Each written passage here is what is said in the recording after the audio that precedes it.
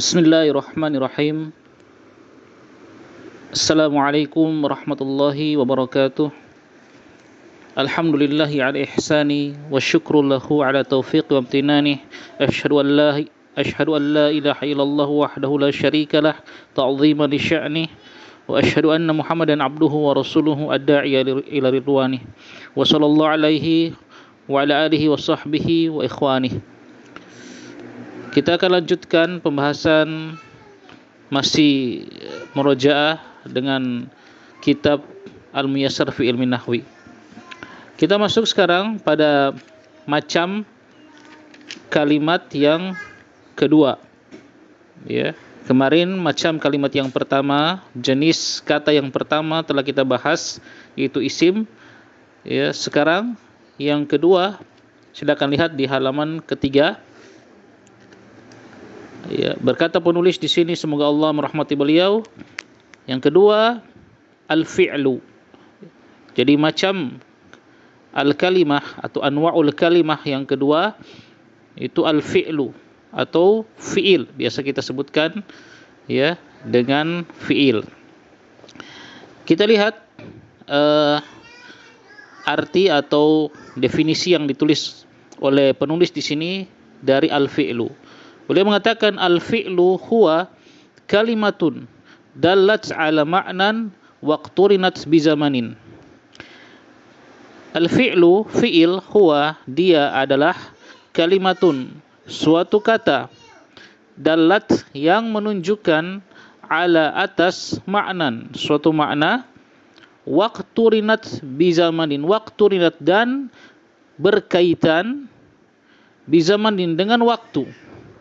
Nah, jadi perbedaan dengan isim kemarin, kalau isim tidak berkaitan dengan waktu. Nah, adapun fi'il, dia waqturinat bizamanin, berkaitan dengan waktu. Dan fi'il ini kalau kita sederhanakan dalam bahasa Indonesia, itu mungkin ya kalau kita lakukan pendekatan dengan bahasa Indonesia mungkin bisa kita sederhanakan dengan kata kerja. Itu kata kerja. Kalau isim kemarin kata benda, kalau fiil kata kerja. Dan yang namanya pekerjaan itu pasti minimal membutuhkan dua perkara. Kan fiil kata kerja, dia minimal membutuhkan dua perkara. Suatu pekerjaan itu membutuhkan dua perkara. Yang pertama pelaku dan yang kedua waktu mengerjakan. Nah, makanya fi'il ini kata yang menunjukkan suatu makna yang ada kaitannya dengan waktu. Artinya kapan waktu mengerjakan pekerjaan tersebut. Ya. Kemudian yang kedua pelaku. Siapa pelaku pekerjaan tersebut itu. Jadi butuh pelaku dan butuh waktu. Itu kalau fi'il, pekerjaan. Ya. Kalau isim tidak, ya seperti kemarin ya biasa. Misalnya baitun, rumah, ya sudah rumah selesai titik. Nah, adapun fi'il karena dia kata kerja, maka dia butuh dua, pelaku pekerjaan dan waktu mengerjakan. Makanya al-fi'lu waqturinat bizamadin, berkaitan dengan waktu. Maksudnya waktu pengerjaan. Dan yang namanya waktu pengerjaan itu ada tiga. Kalau dalam yang kita kenal dalam bahasa Arab, bahkan dalam bahasa Indonesia, itu pekerjaan yang telah dilakukan atau waktu lampau, pekerjaan yang sedang dilakukan atau waktu sekarang, dan pekerjaan yang akan dilakukan atau waktu yang akan datang. Nah, ini pembahasannya nanti kita ya pada waktunya kita akan bahas. Tapi di sini yang pasti yang harus kita pahami, yang namanya fi'il itu waqturinat bizamanin, dia berkaitan dengan waktu. Maksudnya waktu pekerjaannya kapan? Ya, apakah telah dikerjakan pada waktu yang lalu? Apakah sedang dikerjakan pada waktu sekarang, ataukah nanti akan dikerjakan pada waktu yang akan datang? Itu al-fi'lu. Nah, ini definisinya yang disebutkan oleh beliau di sini. Jadi, kemudian mislu, contoh ya, contoh dari al-fi'il. contoh dari kata-kata kerja dalam bahasa Arab. Di situ lihat kataba. Nah, kataba.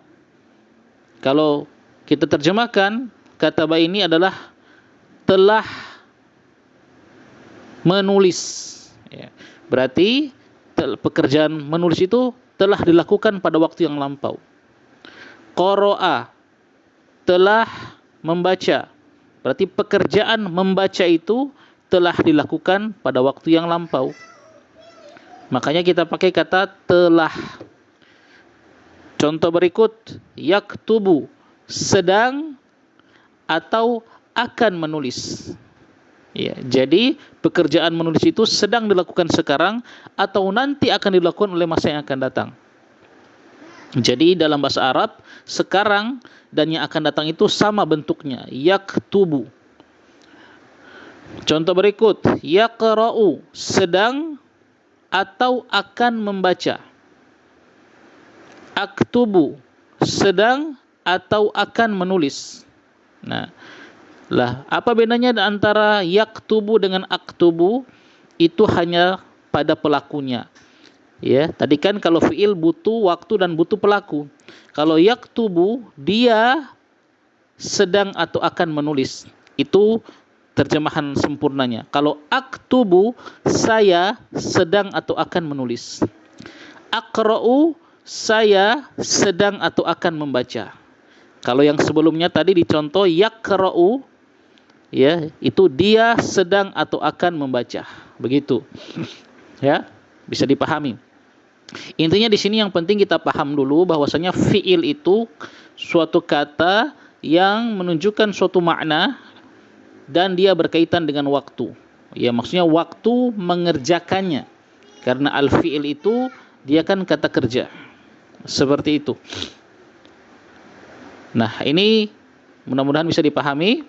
Sekali lagi karena penjelasannya yang lebih panjang telah kita ajarkan di kelas, ya.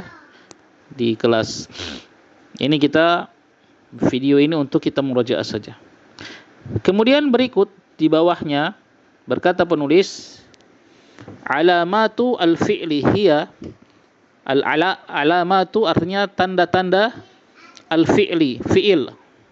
Jadi sebagaimana isim kemarin punya tanda-tanda, punya ciri khas, begitu juga dengan fi'il punya ciri khas. Yang mana ciri khas ini hanya ada pada fi'il, tidak ada pada isim. Jadi kalau ada suatu kata yang memiliki ciri khas ini, berarti dia fi'il. Bisa pastikan dia ini fi'il. Jadi tanda-tanda itu kan untuk membedakan dari yang lainnya. Ya, itu kan namanya ciri khas. Ya, untuk membedakan dari yang lain. Nah, tanda yang pertama dari fi'il adalah qad.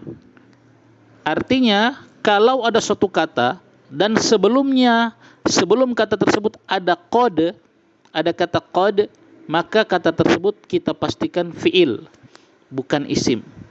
Nah, mislu contoh, qad qamatis sholatu. Nah, qad di sini bisa berarti sungguh. Bisa berarti sungguh. Sungguh qamat. Ya, akan didirikan atau ya akan didirikan as-sholatu, salat. Itu tanda yang pertama. Maka kata qamat itu bisa kita pastikan apa? Fi'il. Karena sebelum qamat di situ ada qad. Nah, as-sholatu di situ kita bisa pastikan apa? Isim, karena ada tandanya apa? Alif lam, as-sholah. Nah, itu kemarin. Nah, yang pembahasan kita ini qamat. Qad itu adalah tandanya. Kemudian tanda yang kedua, as-sinu, huruf sin yang dia di fathah. Mislu contoh sa yadhhabu. Sa yadhhabu. Sa ini memberikan faedah segera, akan terjadi dan segera, sudah dekat. Maka sayadhhabu artinya segera akan pergi. Sayadhhabu segera akan pergi. Karena yadhhabu artinya akan pergi. Sayarji'u, segera akan kembali. Ya, yarji'u itu artinya akan kembali. Nah, sehingga di sini kata yadhabu dan kata yarji'u kita bisa pastikan termasuk apa? Fi'il, kata kerja, karena ada sa didahului oleh huruf sin yang di fathah yang bermakna akan segera terjadi, sudah dekat. Kemudian tanda yang ketiga, saufa. Saufa ini faedahnya akan terjadi tapi masih agak sedikit lama, begitu. Kalau yang di atas yang nomor 2 itu akan terjadi dan sudah dekat kejadian, waktu kejadiannya. Kalau saufa akan terjadi tapi masih lama kejadiannya. Saufa. Contoh, saufa ta'lamun. Saufa, kelak. Nah, itu kan kita terjemahkan dengan kelak. Kelak ta'lamun, kalian akan mengetahui. Nah, kata ta'lamuna ini bisa kita pastikan fi'il. Kenapa? Karena ada saufa sebelumnya. Ini tanda dari fi'il, itu saufa. Kemudian yang keempat, tanda yang keempat dari fi'il adalah ta'ut ta'nitsi as-sakinatu. Huruf at-ta'nits yang menunjukkan perempuan, as-sakinatu yang disukun.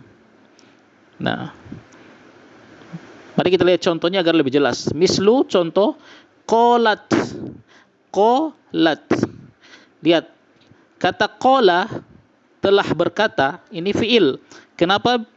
Karena setelahnya ada huruf ta yang ditaknis, itu yang terakhir.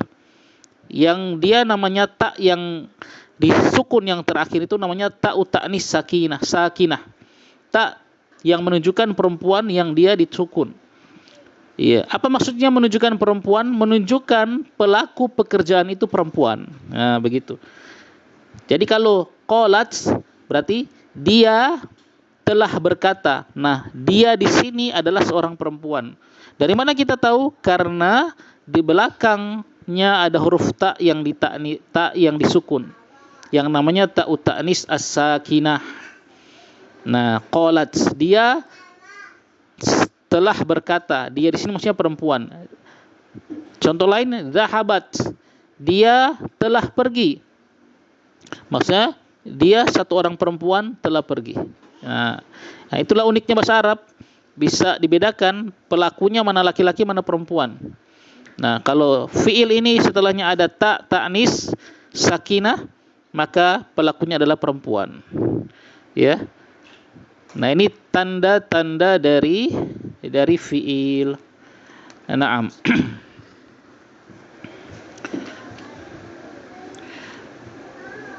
Kemudian kita langsung lanjut pada yang ketiga.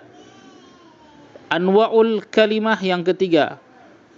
Ya, macam-macam kata yang ketiga. Ya, yang pertama isim, yang kedua fi'il, yang ketiga lihat di halaman 4. Yang ketiga al-harfu, huruf. Nah, ini dalam bahasa Arab al-harfu ini huruf itu termasuk kata. Tapi huruf yang dimaksud di sini adalah huruf al-ma'ani yang kita bahas kemarin. Huruf al-ma'ani yang kita bahas yang ada di halaman 1, ya. Bukan huruf al-ma'ani, huruf yang memiliki makna. Ya, yang memiliki makna, punya arti. Bukan huruf yang hijaiyah, hijaiyun yang cuma alif, ba, ta, sa, itu kan enggak ada arti apa-apa. Jadi bukan itu yang dimaksud di sini. Yang dimaksud dengan al-harfu di sini, yang dia merupakan pembagian kalimat yang ketiga, pembagian kata yang ketiga, itu adalah al-hurufu al-ma'ani, huruf ma'ani, ya, huruf yang memiliki makna. Nah, kita lihat berkata penulis mendefinisikan huruf. Al-harfu huwa kalimatun la yufhamu ma'naha illa ma'a ghairiha. Al-harfu huruf, huwa dia adalah kalimatun, suatu kata. Jadi masuk kata la yufhamu, tidak yufhamu dipahami, maknanya illa kecuali ma'a bersama, ghairiha bersama dengan yang lainnya. Jadi huruf adalah kata yang tidak dipahami maknanya kecuali kalau dia bersama yang lain. Jadi kalau huruf ini dia cuma datang sendiri, tidak bisa dipahami dengan sempurna maknanya. Ya, baru kita bisa pahami maknanya dengan sempurna kalau dia bersama yang lain. Maksudnya kalau dia bersama isim atau dia bersama fiil. Ya, begitu. Ya, mislu contoh min. Ya, min ini huruf tapi memiliki makna dari. Nah, kalau dia cuma berdiri sendiri, min dari, ya kita nggak paham apa maksudnya dari. Tapi kalau dia berkaitan atau berdatang bersama temannya, bersama isim misalnya, maka bisa kita paham. Misalnya minal masjidi, nah dari masjid, nah itu kan kita paham. Ya. Contoh lagi fi, huruf artinya di dalam. Kalau kita cuma mengatakan fi di dalam, ya orang ya tidak bisa dipahami. Tapi kalau kita datangkan temannya, contoh fil masjidi, di dalam masjid, nah baru dipahami dengan sempurna. Nah itu huruf. Kemudian contoh lagi thumma, kemudian fa itu artinya lalu, ya, menunjukkan urutan. Idza, jika, au atau hatta, ya, hatta sampai, hingga, begitu. Ini contoh-contoh huruf. Nah, kemudian perhatikan apa yang beliau katakan di sini, walaisa lil harfi alamatun khassatun. Walaisa dan tidak ada lil harfi bagi huruf ini alamatun tanda-tanda khassatun yang khusus. Jadi huruf itu tidak punya tanda. Tidak seperti isim dan fiil tadi yang ada tanda-tandanya. Kalau huruf dia tidak punya tanda yang khusus. Nah, intinya ya huruf itu mudah ya.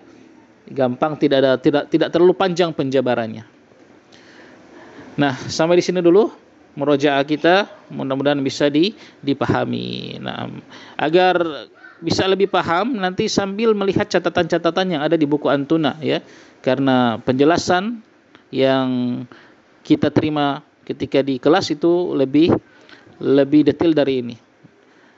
Demikian ya murojaah kita akhiri ya. Wallahu taala alam bisawab. Assalamualaikum warahmatullahi wabarakatuh.